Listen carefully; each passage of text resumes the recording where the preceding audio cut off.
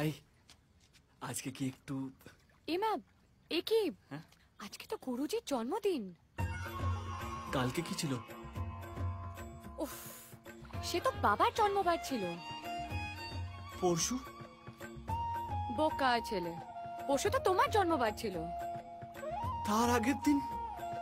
তুমি কি গো, তোমার নিজের বাবার জন্মবার ভুলে যাও? দূর। এই শোনো, বলছি বিয়ের পর থেকেই তো শুধু জন্মবার আর জন্ম মাসের গল্প শুনছি। এরপরে তো এই বংশে কেউ জন্মাবার থাকবে না সোনা, আর তো কেউ জন্মাবে না। আরে জন্মানোর সুযোগ যদি না থাকে তাহলে জন্মাবে কি করে? চলো। চুপ, ওরকম অলক্ষণে কথা বলতে নেই। আরে আমি কয়েকদিনের জন্য বাইরে যাচ্ছি। আমি জানি, বাবা আমাকে বলেছে। বাবা, তোমার মন খারাপ হবে না? হ্যাঁ, তখন আমি গান গাইবো, পুজো করবো, বিবেকানন্দ রচনা বলি পড়বো। মা বলতেন মন ভালো থাকে। খারাপ ছবি দেখবে? সেটা কি?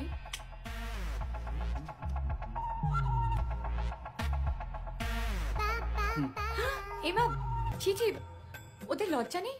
ওরা তো জামা কাপড় পরেনি। হ্যাঁ, পরেনি, তাতে কি হয়েছে? আমি কালই বাবাকে বলবো ওদের জন্য জামা কাপড়। থাক, কিছু করতে হবে না, আমি কাপড় কিনে পাঠিয়ে দেবো। তুমি কি করে পাঠাবে? তোমার তো পয়সাই নেই। আচ্ছা, আমি দেবো। তুমি বরং একটা কাজ করো, এই আংটিটা বিক্রি করে তুমি ওদের জামা কাপড় কিনে দাও।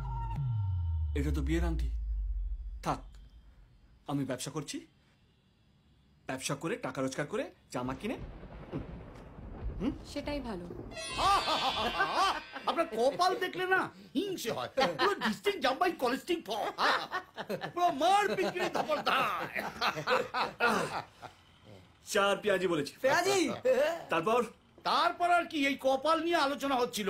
কি মনে হয় বলো তো, একবার কপালটা ঘষে নি ওনার কপালের সঙ্গে। নো টেনশন, নো চিন্তা, দু ফুর্তি। না ওরকম কিছু মানে সেরকম কিছু এখন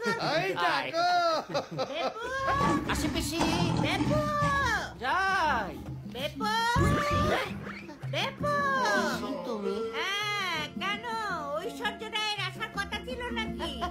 এই নে বলরাম মল্লিকের মিষ্টি নিয়ে এসেছি। অসাধারণ অসাধারণ। বাবা রে বাবা, আর বসবো কি? কি গরম রে বাবা, উরি বাবা রে কি গরম। শোন, ওয়াটার বটল নিয়ে 19টা লাগে, বুঝেছিস? হ্যাঁ, 19টা। ওরে বাবা, ওই খাস্তা বিস্কুট, গুঁড়ো মশলা, আরো কত কি। তোমরা সঙ্গের মতো দাঁড়িয়ে আছো কেন? মালপত্রগুলো নিয়ে এসো, যাও। বেশি না লাগালেই চালাবো। বেশি সংসারের মায়া ত্যাগ করে অনিমেষ বাবুর বাড়ি এসে উঠেছে। খুবই কম, হালকা ওরে বাবা রে, কি রে? হ্যাঁ, কপাল কপাল সব এসেছে তো? হ্যাঁ,